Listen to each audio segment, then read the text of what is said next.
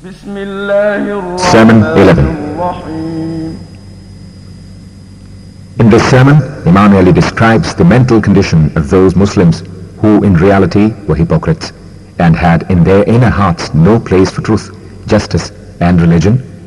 To serve their purposes, they stooped to every vice and evil, and the Satan was their guide and Lord.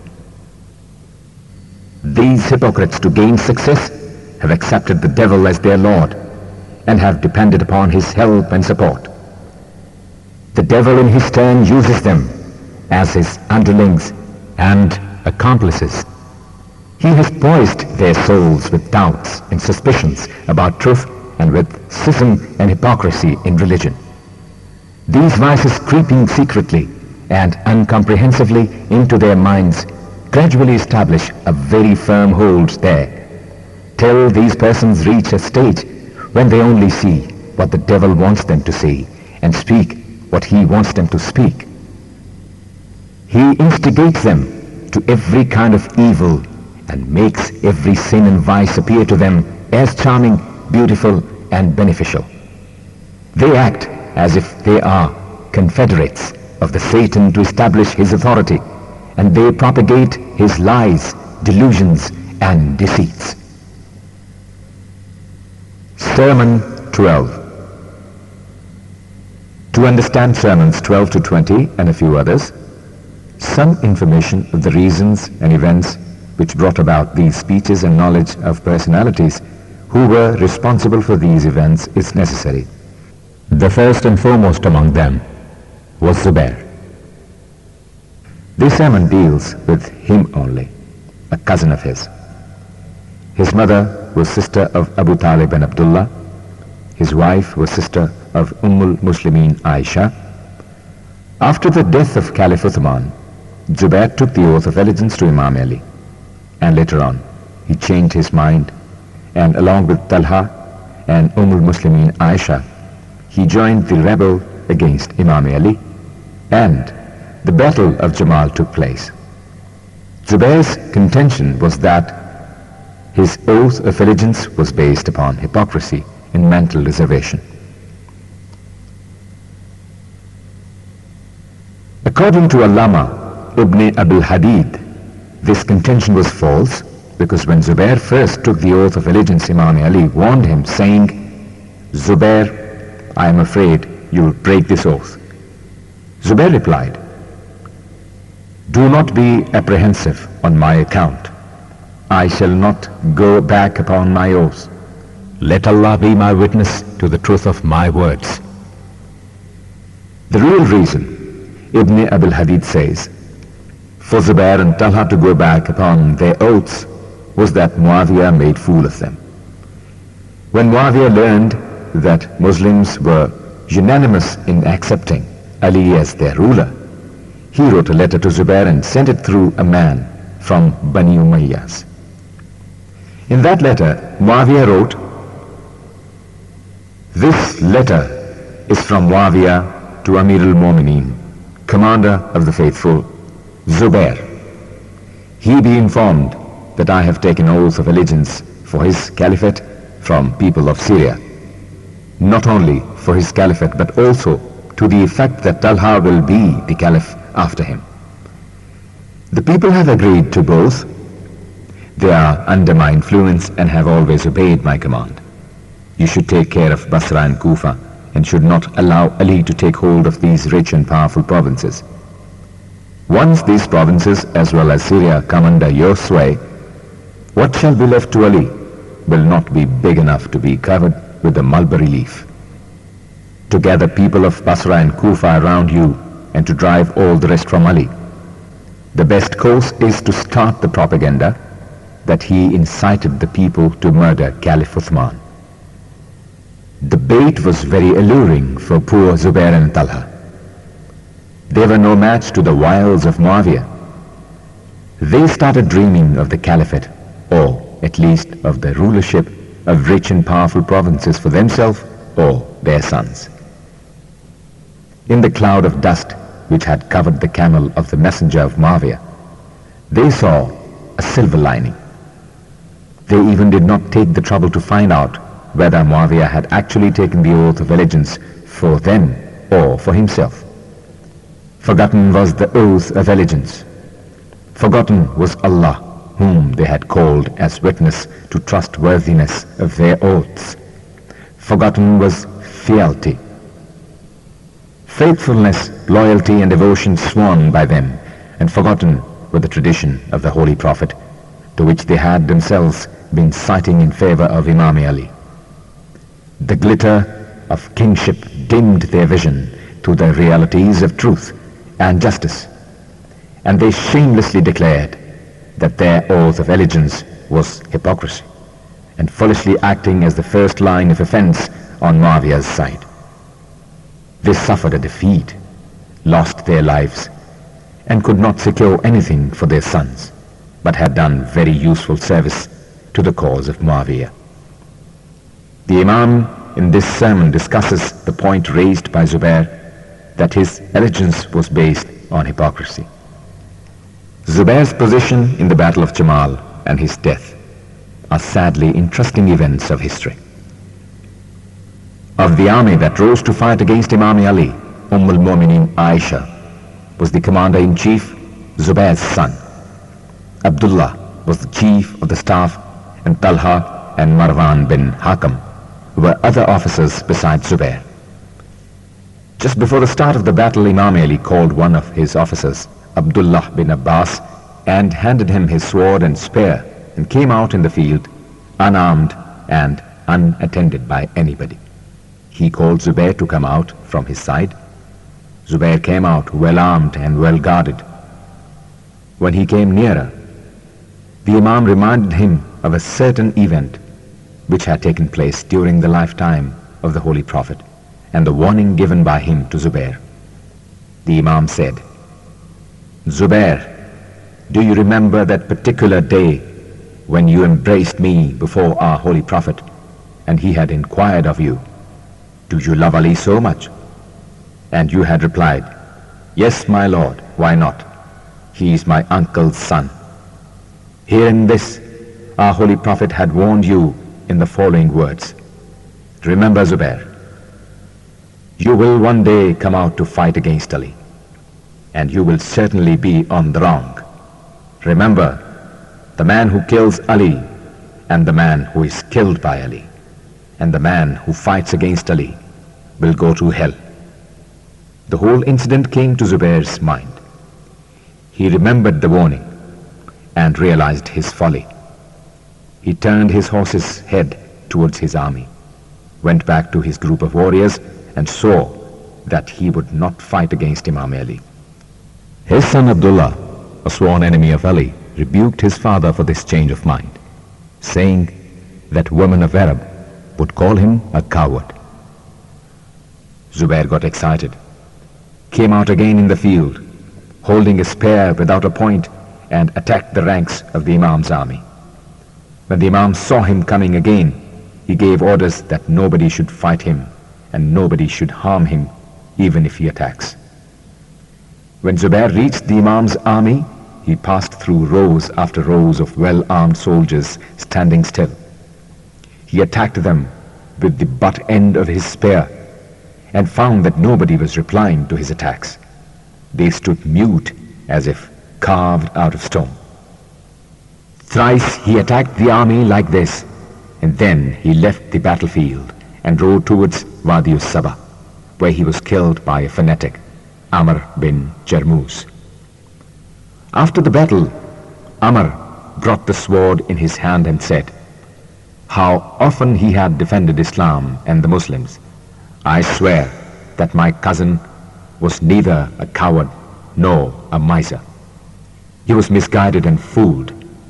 When Amr asked for a reward for having killed Zubair, the Imam replied, "Your reward is hell. You were not in my army. You were not in the battlefield. You had no orders to kill anybody, let alone Zubair. You had no business to take law into your hands. If you think that you are my follower, then you ought to have waited for my orders. Even my officers had orders not to harm him, but to allow him to pass through their ranks and files unmolested. This Amr later on was killed in the Battle of Naharwan, fighting against Imam Ali. Zubair says that he swore the oath of allegiance to me hypocritically, with mental reservations, that he placed in my hand his hand and not his heart. What a strange assertion. Not only strange but harmful to him. Did he realize that? He confesses the oath of fealty and allegiance, and at the same time he admits that he had hidden my enmity in his heart of hearts. His oath of loyalty and allegiance to me is a fact accepted by him and witnessed by thousands of others. It is for him now to give justifiable reasons of his hypocrisy, or to once again take the oath of allegiance and fealty. Sermon 13. Before the Battle of Jamal, Talhah, Zubair and their party started a malicious campaign against Imam Ali, boasting of superiority of their arms, bravery of their followers, invincibility of their army, and cunningness of their plans. They predicted a crushing defeat and total annihilation of the army of Imam Ali, futility of his plans, and worthlessness of his tactics. But the battle proved how hollow were their boastful claims, how glaringly apparent was their cowardice, and how ignoble were the deaths which Talhah and Zubair had to face. In this sermon, Imam Ali has referred to this propaganda and to his own policy of not boasting. These people were very loud in their boastful declaration and very conspicuous with their pomp and pageantry. Yet, in spite of all this, they proved very timorous and cowardly. Our policy is to believe more in deeds than in words, not to boast but to attain. We never talk of success unless we have achieved it. Sermon 14.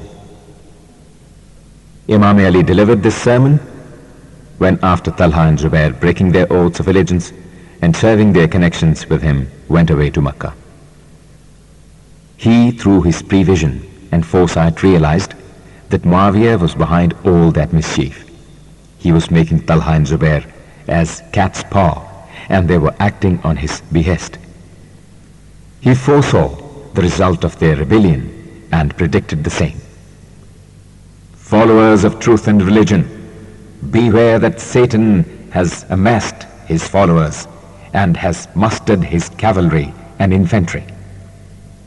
But I have my prescience with me. Neither my intelligence ever confused me, nor kept me in doubt about truths and facts, nor was I ever deceived or prevailed upon by others. Let them try their worst. I swear by Allah that I also shall put up such a fight that those who confront me shall not leave the battlefield alive, and those who escape death shall not dare to fight against me again. Sermon 15. During the Battle of Jamal, the Camel, when Imam Ali appointed his son Muhammad Hanafiya as the commander of his army, he gave him the following instructions. Remember, my son, mountains may move, may leave their places, but you, on no account, should retreat or run away from the battlefield. Be bold and resolute, and offer your head in the service of Allah. Fix your feet firmly in the ground. Keep your eyes on the last row of your enemy. You must reach there after overthrowing the front rows, for you must not overlook the movements of rear ranks and merely concentrate on the front line. Do not waver and do not get nervous. Remember that only Allah can help, and He should be trusted upon. Sermon 16. After the Battle of Jamal, one of his companions congratulated Imam Ali on his success and said he wished his brother was also present there to witness the victory. The Imam asked him whether his brother was a friend and follower of the faith, and getting the reply in the affirmative, he said, then he was with us in our army. Not only he, but even those of our friends and supporters who are yet to be born in times to come were with me in this battle. And in them the true Islam will find its power. Sermon 17. After having defeated the Basrites in the Battle of Jamal and taking possession of Basra and adjoining provinces, the Imam delivered this sermon in which he condemned the activities of Basrites. Allama Ibn Masam in his book quotes this sermon with the following sentence, which is missing in Sayyid Razi's compilation. O people of Basra, you citizens of Mutafika, a very old name of Basra, which was thrice inundated, and on every occasion all of its citizens were drowned. I'm afraid you have earned the fourth destruction. You Basrites, you were in the army commanded by a woman, al-Mu'mineen Aisha, and you were the followers of an animal, the camel of al-Mu'mineen, which was used as a banner in the Battle of Jamal, and around which the Basrites had flocked. You obeyed the blubbering and braying of that camel, as if it was a command from a leader, and when the animal was killed, you routed and ran away. You are wicked and depraved in nature, faithless and untrustworthy in character, and hypocrites, and schismatic in religion. Even the waters of your wells, reflecting the sourness of your disposition, are brackish. Those who live amidst you are forced to lead a life of sin, and those who sever relations with you will receive the blessings of all merciful Allah. As if I see the whole city of Basra inundated once again, and the Masjid of Basra standing in the midst like a boat on the bosom of the sea. It appears as if the curse of Allah has swept you in the form of a flood, submerging everything in its way, low-lying areas as well as highlands. There are a few other versions of this last paragraph of the Imam's speech which are given below. I swear by Allah that surely your city waited in such a way that the masjid will appear like a boat with bulging breast, or like an ostrich seated on the ground. The Masjid of Basra will look like the breast of a seabird swimming on the surface of the sea. You Basrites, can you not realize that your city is extremely dirty and stinking? It is so near to water Persian Gulf on one side, and confluence of Euphrates and Tigris on the other, and yet, on account of your evil thoughts and deeds, you are far removed from the blessings of the heaven. You even cannot take advantage of these bounties of nature. Out of the evil, corruption, vices and sins spread all over the earth. 9/10 are concentrated here. They engulf those who come to this city, and those who run away from your surroundings receive the pardon of Allah. With my insight, I see your city submerged in such a way that only white minarets of its masjid appear above the water level like seabirds on the surface of a sea. This prophecy also came true.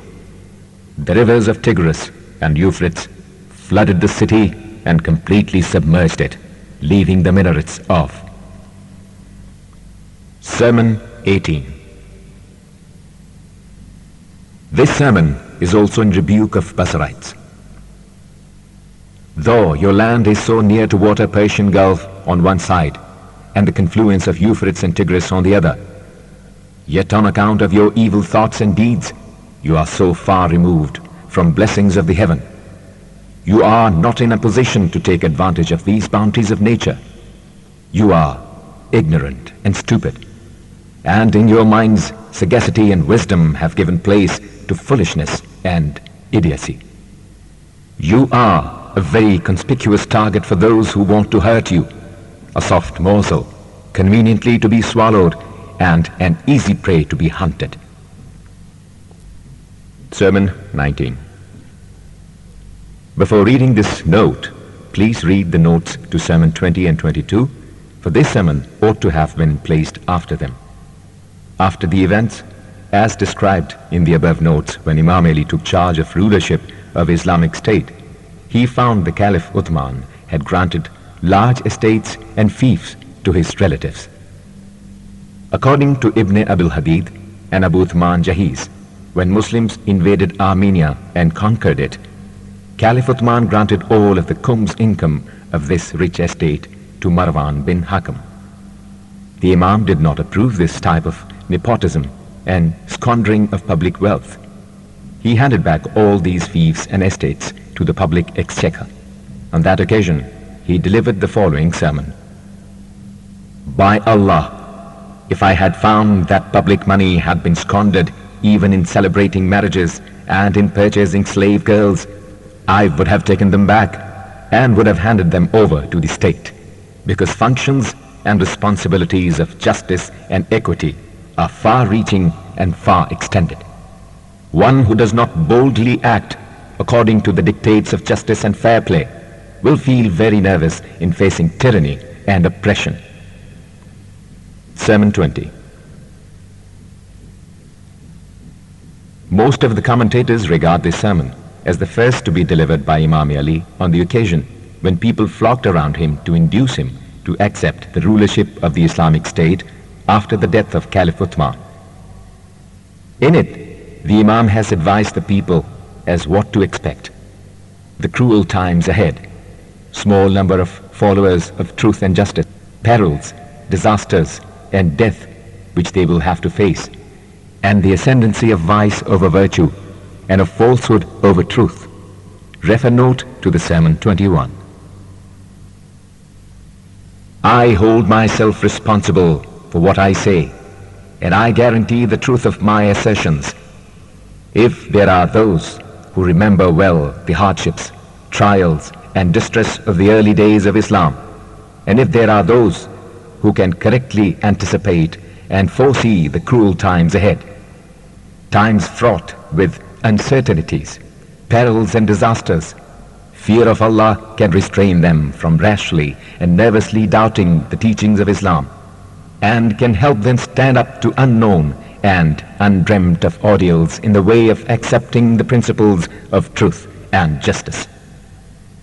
Beware that you are being spiritually tried and tested at this hour, and you will find hardships, perils and calamities reappearing in the same forms as befell you when Allah first ordered our Holy Prophet, peace of Allah be upon him and his descendants, to deliver his message and to propagate Islam. I swear by him who appointed Muhammad, peace of Allah be upon him, as his messenger and as an apostle worthy of his trust, that the existing order and form of your society will be subjected to satanical destruction. Its major parts will be vehemently disturbed, and its various sections will be violently mixed up, till the lowest and the meanest amongst you will find themselves in high status, and exalted persons will find themselves humiliated and persecuted. Those who from the time of the rise of Islam were very advanced in the service of religion will be pushed back, and those hypocrites who then had been lagging behind and waiting for favorable opportunities will be raised to high ranks. I swear by Allah that I do not keep back anything which deserves disclosure, and I have never spoken a lie. Believe me when I tell you that the developments of the grim events ending in the present situation and the happenings of the day have long ago been revealed to me. Remember that these sins are like unmanageable rebellious sins ridden by sinners who have no hold on the bridles, and these uncontrollable animals are rushing along with their riders madly towards hell, while fear of Allah is like trained and submissive horses under full control of their riders, pacing with fast but gentle steps towards paradise. Remember that there are two ways of life, the right and the wrong, and there are two kinds of people, those who follow the right path and those who adopt wrong ways. If you find the evildoers in majority or in ascendancy, and followers of religion and truth in minority, and downtrodden in a world full of apparent contradictions. Do not feel surprised or disappointed. It has often happened like that. But truth and justice will prevail in the end, though it may not appear possible that those fallen low will ever rise to great heights. Sermon 21. This sermon is considered by some commentators as a part of Sermon 20. See the note at the end. In it, Imam Ali has described the three kinds of persons found in a society and also the best course to be followed in life. A person who keeps in mind the consequences and reactions of his acts and deeds, the eternal reward and the eternal punishment, and who's busy molding his life with the ultimate destination in view, has no time for vice and wickedness. You will find three types of people in a society: those who exert and strive to be good and to do good. Their salvation is certain. Those who are lazy and lethargic, tardy staggerers, inactively and ineffectively hoping for the best. And lastly, those who are defaulters and failures in duty shall end in hell. Remember that extremes of right and left will lead you astray. Moderation is the best course for you to adopt. It will keep you within the four corners of the teachings of the Holy Quran and the tradition of our Prophet. It is a path which will guide you to the true impressions of the doctrines and life of the Prophet. It will lead you to the fountainhead of Sunnah, tradition, and along it is the correct route to liberation. Whoever claims to know a better path to salvation than the one disclosed by the Holy Prophet is doomed. Who frames and invents lies against its true principles is condemned. And one who tries to oppose its precepts is destined to eternal destruction. No individual is lost, and no nation is refused prosperity and success if basis of their thoughts and actions rest upon piety and godliness, and upon truth and justice. Do not create disturbance and discord among men. Let there be peace and tranquility, and try to advance friendship and unity. Concentrate on atonement of your misdeeds. Do not praise anybody but your Allah, and do not condemn anyone but your own self. Sermon 22. Some commentators are of the opinion is a censor and document of those persons who assume the status of Qazi, judge, without having qualification or capacity for this kind of responsible work. Amongst men, Allah the Almighty detests most two kinds of people. Firstly, the person who takes wrong advantage of the freedom and ease allowed to him by circumstances and does not realize that he is being given an opportunity. He deviates from the right path. It's driven by inordinate desires to create schism through his talks, loves to lead people astray, and misguides all those who could be deceived by him. He wanders away from the right path of the virtuous people gone before him, and during his life and even after his death, he leads others to depravity and vice. Having pawned his own soul for sin, he carries the responsibility of sins of others also.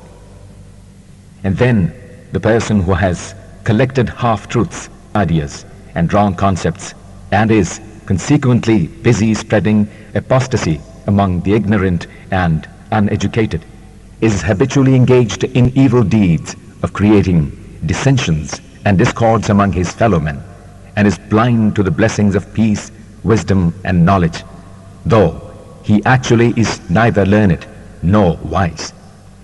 From his early life, he has been collecting the ideas, the abundance of which is more injurious to man than their scarcity, till his soul is saturated with wicked notions and perverted beliefs, and his mind is filled with useless and harmful ideas. He pretends to be a judge, Qazi, taking up the responsibility of unraveling such intricate problems as have often bewildered and baffled others. If an ambiguous problem is presented before him, he tries to solve it with the help of incorrect or irrelevant and often absurd or irrational concepts, thinking them to be correct, authentic, and genuine. In fact, on account of doubts and uncertainties created by incorrect knowledge, his mind is always in confusion, worst confounded. He never knows whether his readings are correct or wrong. If accidentally he arrives at a correct decision, he is in doubt about its truth and authenticity. And if he makes a mistake, as is usually the case, he hopes that his rulings are correct.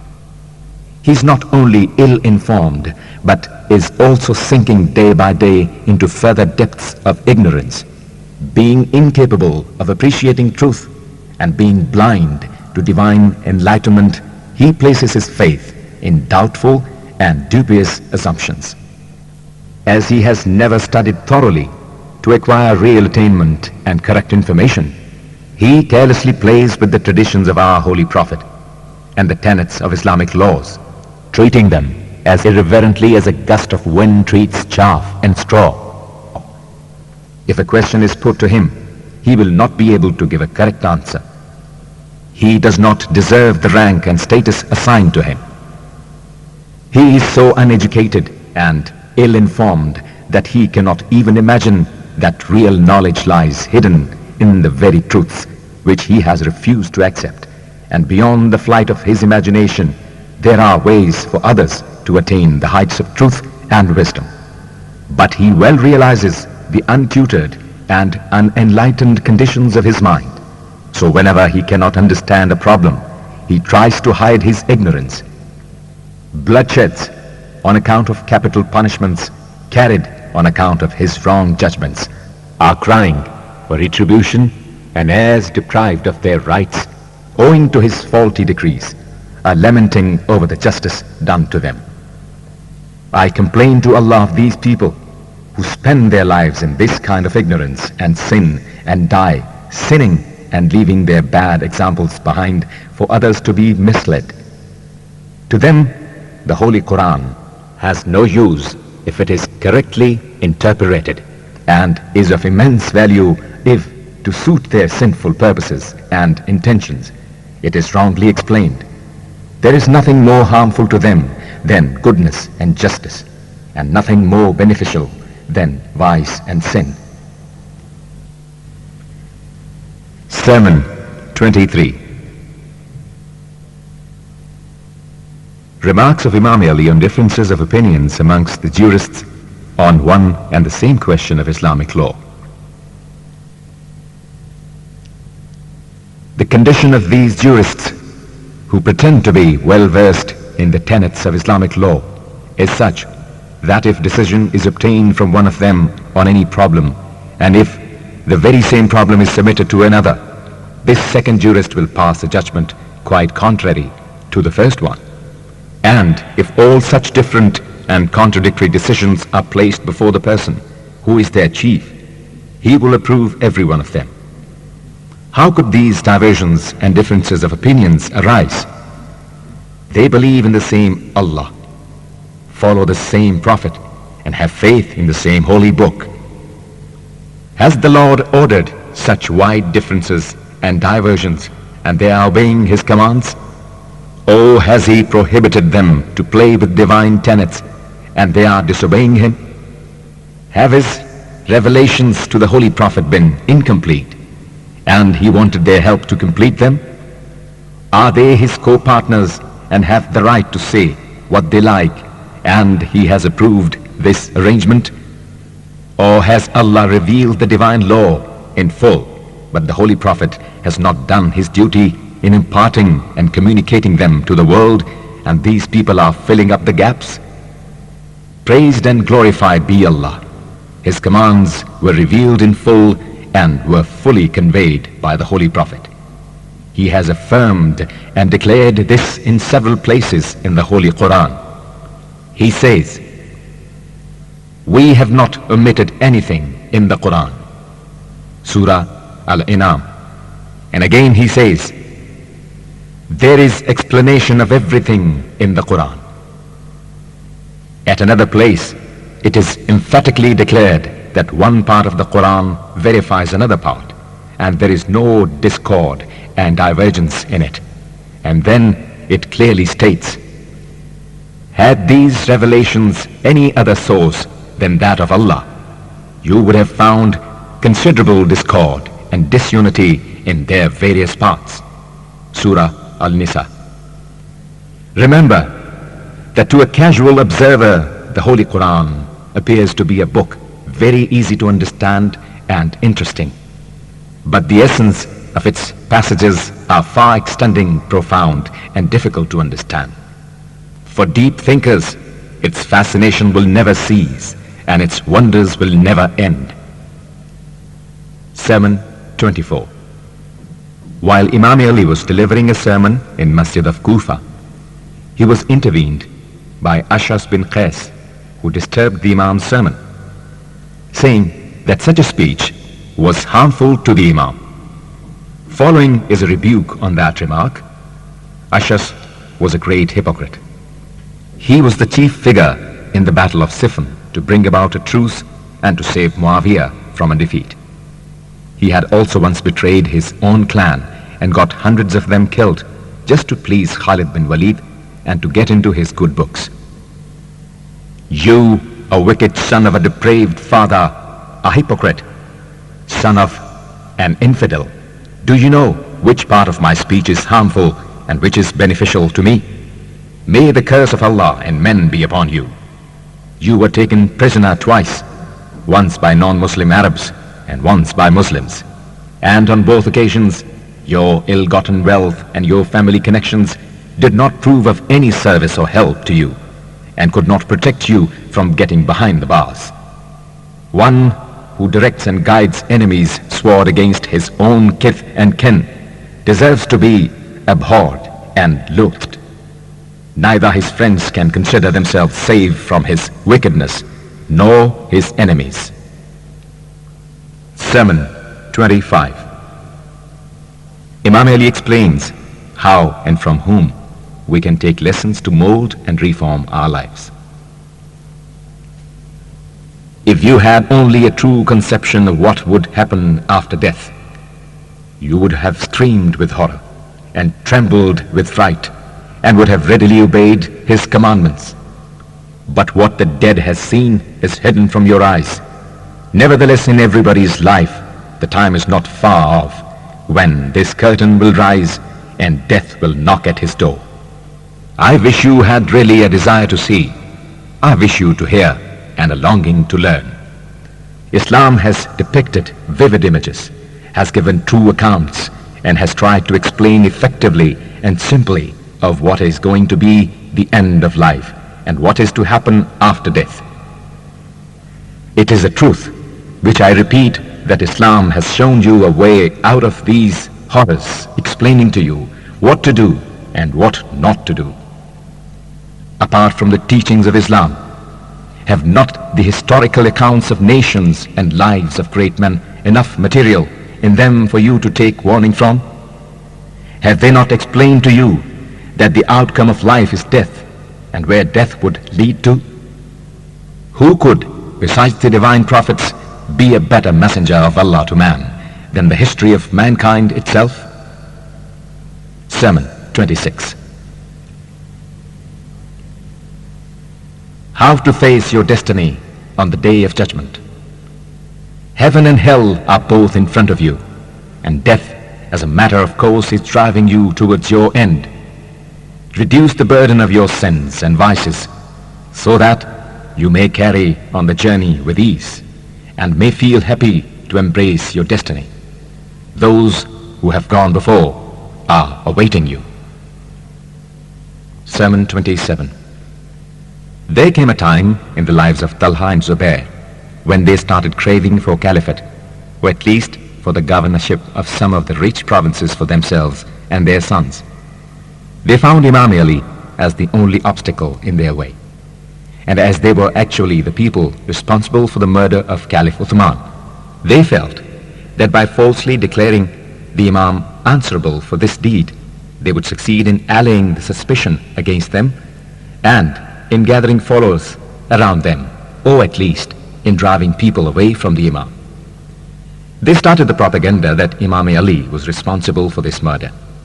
In this sermon, he has reproached them and has told them that morally and factually they were accountable for the deed. He also warned them that he would frustrate their plans, accept their challenge, and deliver them a crushing defeat. And this actually happened. Talhah and Zubair were killed during the Battle of Jamal, Basra. As a matter of history, Talha was murdered by his companion Marwan. In settlement of old accounts, there was dissension amongst the thieves, and Zubair was killed by a fanatic Muslim outside the battlefield. Zubair's son Abdullah and Marwan, the two arch conspirators, were taken prisoners, and it proved a disastrous defeat to their armies. Imam Ali then pardoned and freed Abdullah and Marwan, but also showed the same kindness and mercy to every soldier that was taken prisoner, and sent al-Mu'mineen with a befitting respect and pageantry back to Medina. Beware, Satan has stirred up his hordes and has gathered his armies against truth and justice. His underlings want a free license to carry on oppression and tyranny. They desire an unchecked freedom to tell lies so loudly and so repeatedly that what they say may be taken as true. By Allah, in slandering and falsely accusing me, they have not left a lie unsaid, and have resolved to forsake honesty, truth, and justice. They want to place upon me the responsibility of performing a duty which they themselves have neglected, of an obligation which they have renounced, and vengeance and requital of the blood which actually they have shed. If I was a party to this murder, they also cannot escape the responsibility of their involvement, and if they have done it without my counsel, as the truth is, then they are solely answerable for it, and nobody else should be held responsible for the deed, and they should be punished for it. Their arguments go against them and prove that their demands on me are irrational and illogical, and are not able to stand the acid test of truth and reason. They are trying to revive the dead schism and heresy, hoping thus to gain support from false accusations. They do not realize that falsehood does not possess inherent ability to support any cause. Disappointment and frustration await those who, creating unreasonable and absurd claims, challenge me to fight. Allah, the Almighty, knows what they are after. I obediently and willingly accept His decree and shall defend the religion and faith. If they do not accept my advice and disobey my commands, then I shall have to fight with them. That will be the only course left upon to defeat falsehood and schism and to defend truth and justice. Is it not a matter of profound surprise that they challenge me for an all-out war and a straight fight? Sad will be their plight if they forget my past performances and underestimate me. Was I ever afraid of a battle? Did I ever wince before an adversary? Did anybody ever dare frighten me? I shall crash their world around their ears. I have full faith in my religion and trust in Allah. Sermon 28. In this sermon, Imam Ali has advised the poor not to envy the rich, and has advised the rich to support and help the poor. Whatever a man receives in the form of children or wealth and affluence is decreed. These blessings fall like raindrops, bringing plenty of happiness in their wake. And just like raindrops, their quantum is predestined, lavish, and abundant in many cases, and scanty and sparing in many others. Thus, if you find some of your brothers having many children and plenty of wealth, then do not envy and do not try to hurt or harm them. One must work and endeavor to better one's lot. And unless a Muslim adopts such mean ways of life, as their publicity and disclosure may bring disgrace and shame to him, he may expect reasonable returns for his efforts. Happy is the lot of a pious man who is honest in his dealings. He awaits with pleasing expectancy either of the two returns. He is happy and pleased to meet with death whenever it comes.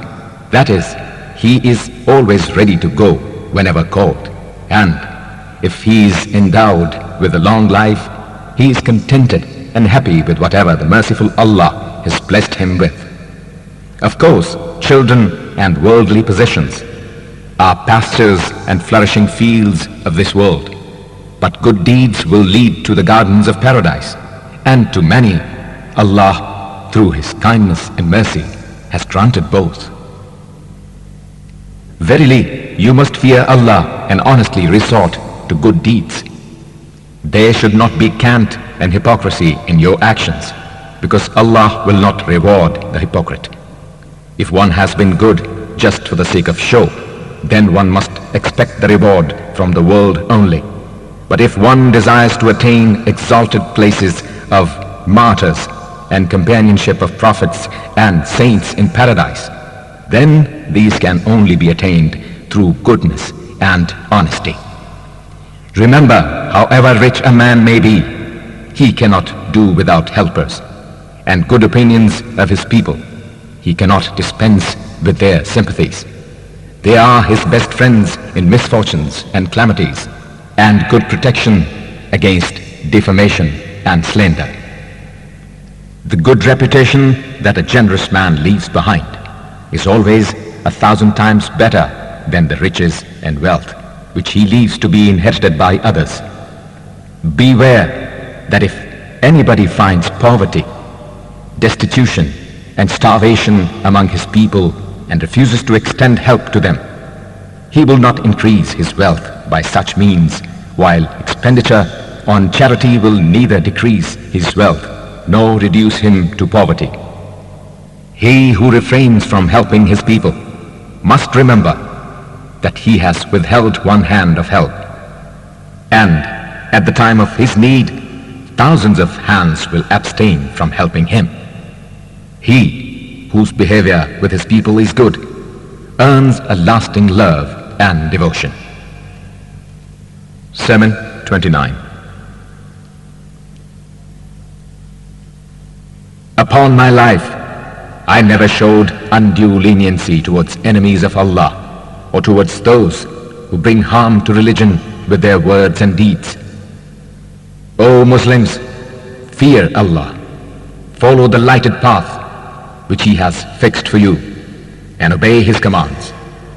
And if you are not rewarded in this life, I guarantee for your reward in the hereafter.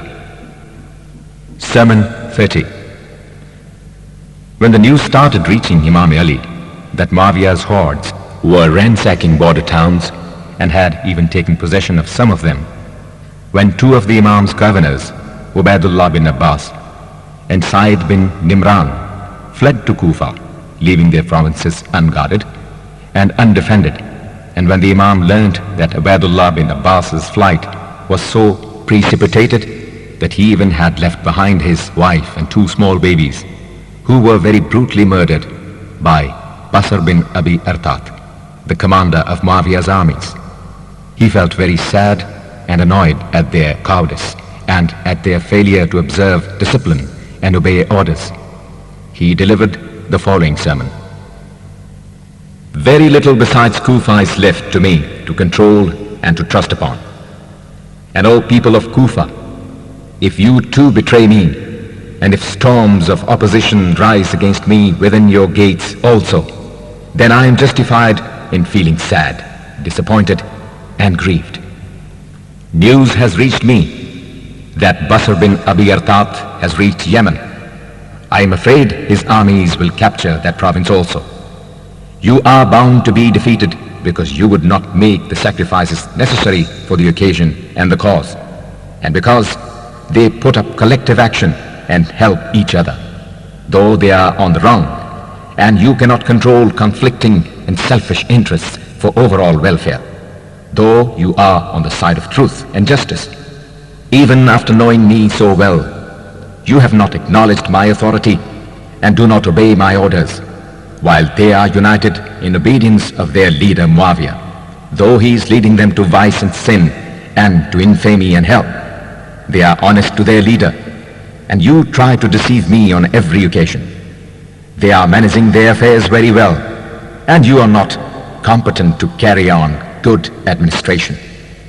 O Lord, I am sick of these people, and they hate the honorable, sincere, and religious way of life that I want them to follow.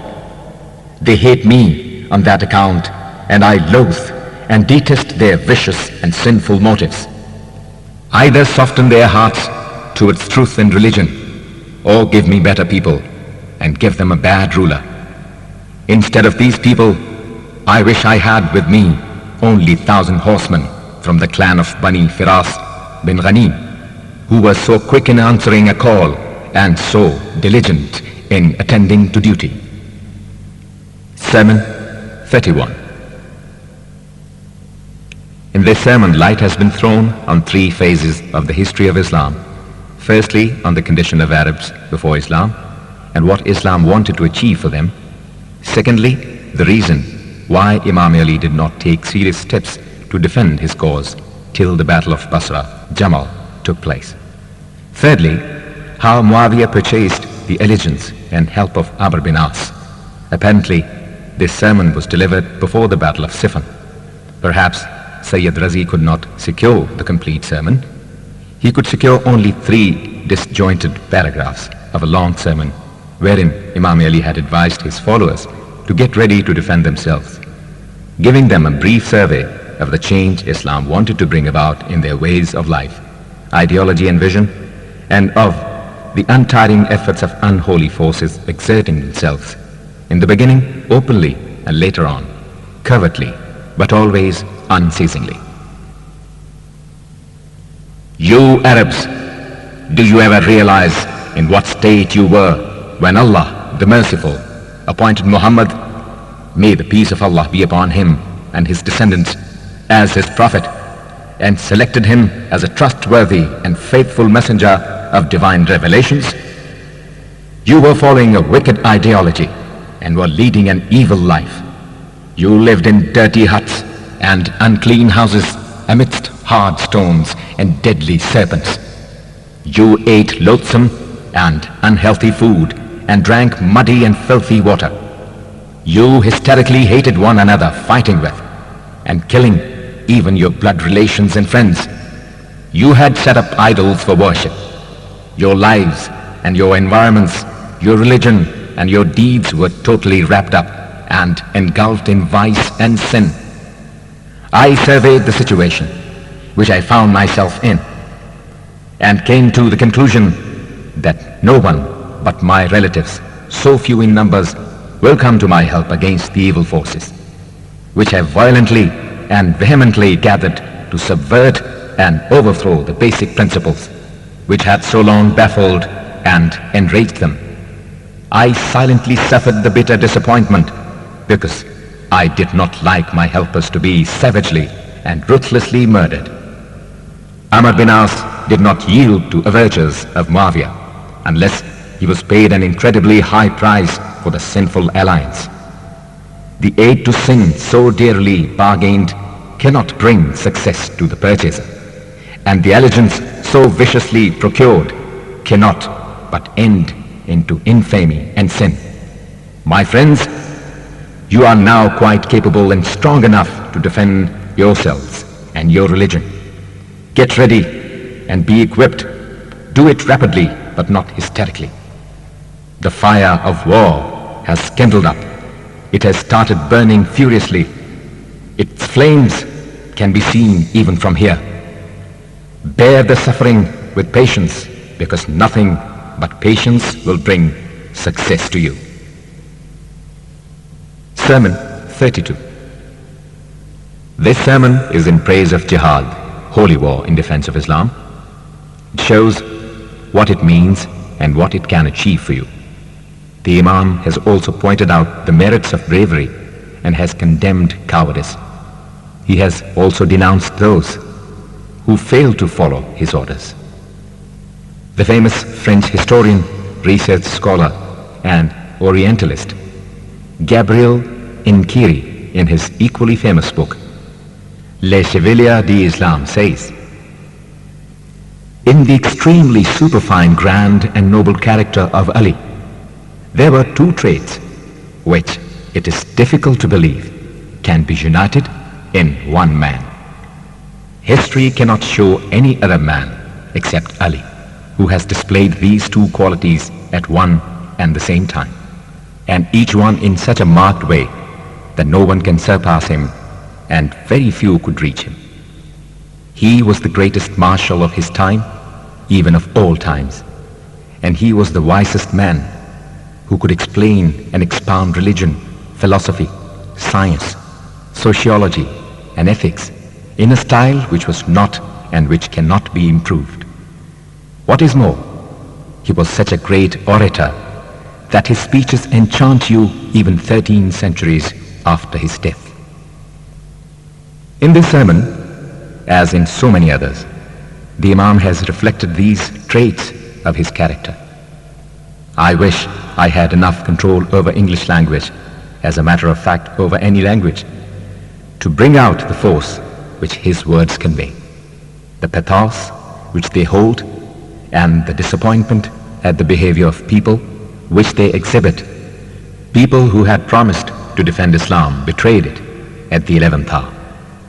At the age of 60 in the battlefield of Basra, Jamal, Siffin and Naharawan, the Imam was as great a marshal and soldier as he was at Badr, Uhud, Khandaq, Khaybar, and Hunain, when he was in the prime of his youth.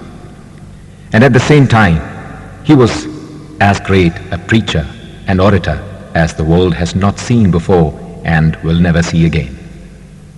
His all-knowing mind was very intimately familiar and well-versed in physics and metaphysics, in philosophy and religion, in psychology and economics, and in rhetorics and ethics. And he tried to convey as much of his knowledge to his listeners as they could understand and grasp. Of course, Jihad, a war in defense of religion and humanity, is one of the gateways to paradise which Allah has kept open for his privileged friends. It, in fact, is an armor designed by him for defense of his cause, a strong shield to protect his friends from his foes and enemies of mankind. Whosoever turns away from it with aversion will be punished with disgrace, will be visited with sorrows and calamities, and will receive humiliations in life. The faculties of attainment, foresight, and sagacity of such a person will be dulled. As he has declined the honor of defending his faith, his course from the path of truth is diverted. The world will despise him and treat him with humility and disdain, and he shall be denied sympathy. Have I not constantly been asking you to rise individually and collectively to defend your religion against these enemies of Allah? Have I not often reminded you that sometimes offense is the best form of defense? I swear by Allah that people who have waited for the war to come to their doors have waited for their destruction and disgrace. But you have tried to pass the responsibilities from one to other and refused coming to each other's help till plunder and pillage descended upon you, and your country was overtaken from you. The armies of Sufyan bin Auf invaded your province. They killed Hassan bin Hassan al-Bakri and drove away your army from its cantonment. It is reported to me that these plunders pillaged the houses of the Muslims and non-Muslims, snatching away jewelry of women from their bodies. What could these poor women do except crying for help and mercy? Nobody came to their rescue. These invaders returned unharmed, loaded with booty, sacked from the houses of Muslims and non-Muslims. If a Muslim died with sorrow on hearing these degrading news, I shall not blame him, but shall consider him a worthy person.